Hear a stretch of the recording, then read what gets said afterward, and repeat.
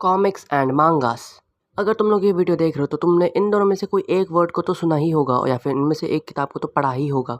And since तुम ये video देख रहे हो तुम इसका मतलब है तुम्हें अपनी एक खुद की कॉमिक या मांगा बनानी है, right? Well then let's get started. इससे पहले हम अपनी फर्स्ट मांगा बनाए उससे पहले हमें जानना होगा कि मांगा का मतलब क्या होता है। तो बेसिकली मांगा का मतलब होता है जापानीज कॉमिक्स। हाँ, वाकई में वो कॉमिक्स ही होती हैं। मांगा कॉमिक ही होती है ऐसे जापानीज स्टाइल वाली। इससे पहले क्या होती है, पहली मांगा या फिर कहे कॉमिक को लिखे हमें उससे पहले कुछ की पॉइंट्स को देखना होगा जो कि तुम्हारे पास ज़रूरी होने चाहिए। उसके बिना तुम्हारी मांगा या कॉमिक नहीं बन पाएगी और वो की पॉइंट्स मैं अभी एक्सप्लेन करूँगा। सबसे पहला की पॉइंट है स्टोरी।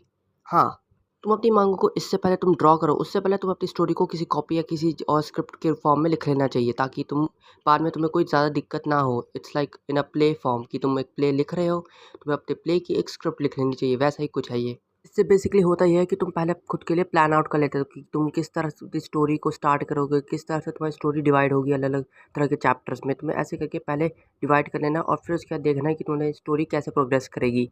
तुम्हारी स्टोरी जैसी भी हो, चाहे वो रोमांटिक हो, एक्शन हो, ड्रामा हो, हॉरर हो, चाहे कैसी भी हो, तुम्हें हमेशा पहले स्क्रिप्ट लिखनी चाहिए क्योंकि जब तुम सीधा ही मांगा बनाने जाते हो फिर तुम्हें ड्रॉ करते हुए बहुत सारी गलतियाँ या बहुत सारी मिस्टेक्स होने वाली होंगी तुम्हारी क्योंकि तुमने स्क्रिप्ट लिखी नहीं। तुम स्टोरी में कई बार तुम्हारा दिमाग ओवर ब्रेनस्टॉर्मिंग कर लेता है जिससे तुम्हारा दिमाग ठीक से चल नहीं पाता या फिर कई बार तुम लिखते लिखते अपने आइडियाज़ को ही भूल जाते हो। इसलिए मैं कहूँगा पहले अपनी स्टोरी को अलग से स्क्रिप्ट के फॉर्म में लिख लिया करो। अगर बात आए खुद स्टोरी को ढूँढने की तो मेरे पास तुम्हारे सजेशन रहेगा कि तुम अपने आस-पास की सराउंडिंग को देखो। अगर तुम्हारे पास कोई स्टोरी है नहीं लेकिन तब भी तुम्हें माँगा बनानी है तो मैं सजेस्ट करूँगा कि तुम अपनी आस-पास की सराउंडिंग और अपने आप को ऑब्ज़र्व करते हुए अपनी एक माँगा को बनाओ। फॉर एन एग्ज़ाम्पल तुम चाहो तो अपनी लाइफ़ स्टोरी के बारे में लिख सकते हो, किसी दूसरे बंदे की लाइफ़ स्टोरी के बारे में लिख सकते हो या किसी चीज़ के बारे में लिख सकते हो। सबसे बेस्ट वे रहता है तुम्हारी स्टोरी को पॉपुलर करने के लिए और एक ही चीज़ तुम्हें करनी चाहिए, वो है तुम्हारी स्टोरी के अंदर uniqueness, an element of uniqueness जो तुम्हारी स्टोरी को बहुत ज़्यादा स्पेशल बनाए। तुम चाहो तो बेसिक फॉर्म ऑफ स्टोरी भी लिख सकते हो but still I suggest you to go for a bit unique. मेरा अपना सजेशन है ये। और सबसे बड़ी चीज़ अपनी स्टोरी लिखते हुए जो तुम्हारे पास होनी चाहिए और वो है कॉन्फिडेंस। यस, तुम्हारी स्टोरी कैसी भी हो, चाहे वो 18+ टाइप ऑफ स्टोरी हो, चाहे वो कैसी भी स्टोरी हो, तुम्हें अपनी स्टोरी पे कॉन्फिडेंस होना चाहिए कि हाँ, तुम्हारी स्टोरी अच्छी है। Write your story with your own pace rather than forcing yourself to write a masterpiece। और जब तुम अपनी स्टोरी को राइट कर रहे हो तो मैं कहूँगा एक और चीज़ पे ध्यान देना चाहिए तुम्हें और वो है उसका base. What do I mean by base? Well, from base से मेरा मतलब है उस पूरी स्टोरी का टॉपिक, उस स्टोरी की एग्जिस्टेंस का एक रीज़न, एक प्योर रीज़न कि वो स्टोरी में हो क्या रहा है, what is going on in the story and why is it going on in the story. You can also say it's more like about your world कि तुम्हारे वर्ल्ड बिल्डिंग के बारे में है ये। लाइक उस वर्ल्ड में क्या सिस्टम है, वो वर्ल्ड कैसे काम करता है और तुम्हारा मेन कैरेक्टर है उसका गोल क्या है, what is the point of your story. तुम्हें इस बात पे ध्यान देना चाहिए। And yes, there are the something that you should always remember to put and also focus on in your story. So our next key point is drawing AKA art style. I think हम सबको पता है कि मांगा और comics के अंदर जो आर्ट स्टाइल है वो कितना मैटर करता है। मतलब वही तो एक चीज़ है जो दूसरी स्टोरी बुक से उसे डिफ्रेंशिएट करता है।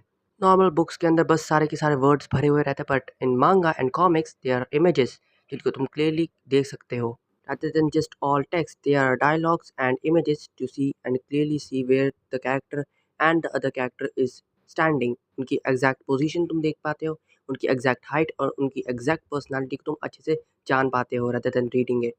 And that's the main thing that differentiates between a storybook and manga and comics।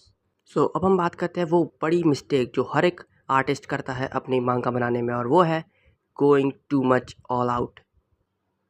अगर तुम्हें लगता है तुम्हारा आर्ट स्टाइल परफेक्ट होने से तुम्हारी कॉमिक बुक या मांगा भी परफेक्ट होगी, then you are wrong.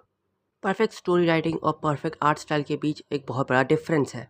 Story में जो कुछ भी होता है आर्ट स्टाइल उसे इलस्ट्रेट करके सामने दिखाता है and that is the main difference. अगर तुम अपनी कॉमिक और मांगा लिखना चाहते हो but because of some problem तुम नहीं लिख पाते, for an example the problem of art style, then I think you need confidence. In short, तुम्हारी मांगा स्लैश कॉमिक का आर्ट स्टाइल बहुत ज़्यादा हाई लेवल भी नहीं होना चाहिए और बहुत ज़्यादा लो लेवल भी नहीं होना चाहिए बट रैदर मैं कहूँगा तुम लोग फोकस करो mostly on mid level. And what do I mean by mid level? Well, let me tell you. Mid level से मेरा मतलब है तुम्हारे कैरेक्टर के लिए ऐसी तरह का आर्ट स्टाइल जिसे देखकर कोई भी रीडर आराम से बता पाए कि वो किस तरह की पोजीशन और किस एंगल पे खड़ा हुआ है। तुम्हारा कैरेक्टर क्लियरली दिख सके कि तुम्हारे कैरेक्टर की पोजीशन क्या है, उसका एंगल क्या है उसके फेस के एक्सप्रेशन कैसे हैं वैसे दिख पाए, rather than focusing on too much detailing and also putting less details। मैं कहूँगा तुम इन दोनों के बीच का करो, at least put something that you actually want to add। अपना आर्ट स्टाइल ऐसे रखो जिससे देखकर रीडर्स आराम से समझ पाए कैरेक्टर्स को और अच्छे से उनकी पोजीशन को देख पाए। Not to mention the backgrounds. तुम्हें अपने आर्ट स्टाइल को पूरा बर्सर्क लेवल पे रखने की ज़रूरत नहीं है because it takes too much time. ऊपर से इसे ड्रॉ करने में तुम्हें बहुत ज़्यादा वक्त लगेगा and I think you are a newbie, aren't you? और इसलिए मैं सजेस्ट करूँगा कि तुम अपना आर्ट स्टाइल पहले मिड लेवल पे लेकर आओ। मिड लेवल आर्ट स्टाइल के लिए मेरे पास एक परफेक्ट एग्जांपल है and that is Boruto Two Blue Vortex. Boruto Two Blue Vortex के अंदर ज़्यादा डिटेल्स नहीं है बट तब भी तुम अपने कैरेक्टर को एटलीस्ट समझ पाते हो कि तुम्हारा कैरेक्टर किस तरह से खड़ा है, उसके एक्सप्रेशन को देख पाते हो, किस तरह से वो किस तरह की पोजीशन पर खड़ा है, तुम उसे भी देख पाते हो। It's not perfect but still it's understanding. और मैं भी तुम्हें यही सजेस्ट करूँगा कि तुम अपने पहले आर्ट स्टाइल को बोरुटो के लेवल पे लेकर आओ ताकि तुम जब तुम ड्रॉ करो तुम अपने कैरेक्टर को प्रॉपरली हर एक तरह के एंगल से ड्रॉ कर पाओ rather देन पुटिंग डिटेल्स। और जब तुम अपने कैरेक्टर को ड्रॉ कर रहे हो तुम्हें उस चीज़ पे भी ध्यान देना चाहिए और वो चीज़ है एक्सप्रेशंस। तुम्हारा कैरेक्टर जब भी हंसे, रोए या गुस्सा करे तुम्हारे कैरेक्टर के एक्सप्रेशंस प्रॉपरली दिखने चाहिए। और तो तुम्हें हर अलग अलग तरह के पर्सपेक्टिव्स में भी ड्रॉ करना आना चाहिए जिससे तुम अपने कैरेक्टर की अंडरस्टैंडिंग और कैरेक्टर के विजुअल्स को दिखा पाओ। And yes, this is what I was talking about art style. तुम अपने आर्ट स्टाइल पे कॉन्फिडेंस रखो, अपने आर्ट स्टाइल को एटलीस्ट मिड लेवल पे लेकर आओ and this is what a beginner like you should start from. And for our last key point in this video we have got characters.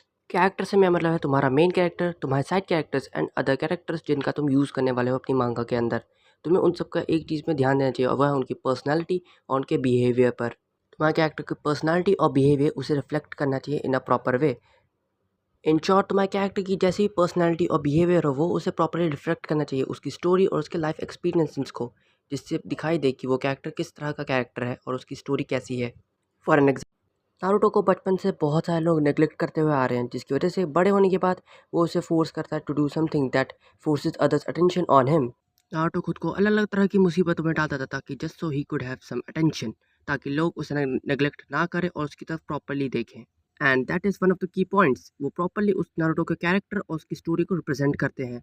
और साथ में उसके रामन खाने का टेस्ट, उसका रामन को पसंद करने की बात, वो भी उसको अच्छे से रिप्रेजेंट करता है। फॉर एग्जाम्पल रामेन एक ऐसी चीज़ है जो जापानीज़ लोग नॉर्मली मिडिल मैन खाते रहते, उनके पास ज़्यादा पैसे नहीं होते। और नारुतो भी वैसे ही है, उसके पास ज़्यादा पैसे नहीं रहते इसलिए वो रामन खाना ज़्यादा पसंद करता है और इसलिए रामन भी उसके फेवरेट है। और नारुतो की पसंद रामन के लिए उसकी स्टोरी को अच्छे से रिप्रेजेंट करता है, उसके कैरेक्टर को और जिस तरह की वो लाइफ जिया है उसे भी। And that is one of the key points to write a good character with good and proper personality. Character चाहे तो अपनी पर्सनैलिटी या फिर अपने बिहेवियर को भी चेंज कर सकता है through character development, but you can't just change it in a second. For an example एक सीन में पूरा का पूरा शॉर्ट टेम्पर्ड है तो दूसरी सीन में पूरा का पूरा पेशेंट टाइप का बंदा बन जाता है, नहीं, it makes no sense. Character development एक ऐसी चीज़ होती है जो कि मेन चीज़ होती है मांगा एंड कॉमिक्स के अंदर। तुम्हारा कैरेक्टर डेवलप करता है, सीखता है और आगे बढ़ता है। तुम्हारा कैरेक्टर जैसे जैसे आगे बढ़ता है वो लाइफ एक्सपीरियंसेस को लेता है और अपने बिहेवियर और अपनी पर्सनैलिटी में धीरे धीरे करके चेंजेस लाता है।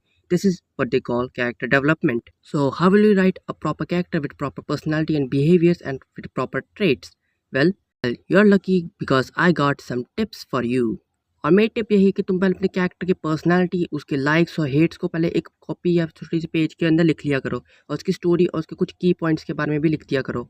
For an example here is one of my characters जिसकी मैंने स्टोरी और थोड़ा बहुत हेट्स एंड लाइक्स वगैरह लिख दिए हैं, उसका नाम भी लिख दिया और थोड़ा बहुत उसके टाइप को भी लिख दिया मैंने। तुम्हारा कैरेक्टर जिस तरह की चीज़ों को लाइक और हेट करता है वही चीज़ उसके ऊपर भी रिफ्लेक्ट करनी चाहिए, उसके लुक्स में, उसके कपड़ों में और उसके बिहेवियर में। अपने कैरेक्टर को लिखने से पहले किसी शीट या कॉपी में उसके बारे में लिखो, उसके की क्वालिटीज़ एंड की पॉइंट्स के बारे में लिखो और फिर डिसाइड करो कि तुम्हारे कैरेक्टर को कैसे दिखना चाहिए, तुम्हारे कैरेक्टर का बिहेवियर कैसा होना चाहिए और कैरेक्टर के अंदर थोड़े चेंजेस लाओ ताकि तुम अपनी स्टोरी में उसको प्रॉपरली फिट कर पाओ। And this is one of the most important की पॉइंट्स टूवर्ड्स राइटिंग अ मांगा/कॉमिक। तुम्हारा कैरेक्टर वैसे ही बिहेव करना चाहिए जैसे वो बिहेव करने वाला है, जैसे कि उसकी पर्सनैलिटी शॉर्ट टेम्पर्ड है तो वो थोड़ा इम्पर्शिएंट होना चाहिए और उसका बिहेवियर जैसा है वैसा ही होना चाहिए until he gets a character development, until he learns from his mistakes। तुम्हारी स्टोरी और आर्ट के साथ तुम्हारा कैरेक्टर भी बहुत ज़्यादा मैटर करता है because they are the ones that are in the story. वही है जो स्टोरी को आगे बढ़ाते हैं और तुम्हारे आर्ट में उनको रिफ्लेक्ट किया जाता है। ओके तो गाइस आज की वीडियो में बस इतना ही। आज मैं थोड़ा बहुत अपनी टिप्स और ट्रिक्स को शेयर करना चाहता था। अगर तुम चाहते हो मैं अभी एक मांगा पे बेसिकली काम कर रहा हूँ, वो ज़्यादा फेमस नहीं है अभी। मैं बस अब थोड़ा अभी रफली ही चल रहा है, उसके ऊपर मैं ज़्यादा अभी बात नहीं करने वाला। बस अगर तुम चाहते हो मैं अभी मांगा तुम्हें कभी दिखाऊँ तो please tell me in the comment section में, तुम्हें कभी इसके ऊपर अलग से वीडियो बना के दिखाऊंगा। आर्ट या स्टोरी या फिर कैरेक्टर्स में तुम्हें यहाँ ठीक से समझ में नहीं आया तो तुम चाहो तो मैं इन सब सेपरेट वीडियोज़ भी बना दूंगा प्रॉपरली, उनके ऊपर प्रॉपरली डेडिकेट करते हुए। तुम मुझे बता देना प्लीज़ कमेंट सेक्शन में, तुम चाहते हो कह सकते हो, मैं आराम से तुम्हारे कमेंट्स पढ़ लूँगा। एंड प्लीज़ वीडियो को लाइक कर देना, चैनल को सब्सक्राइब कर देना, चैनल के लिए बेल आइकन भी दबा दीजिएगा। मैं तुमसे मिलता हूँ अगली वीडियो में, तब तक के लिए बाय।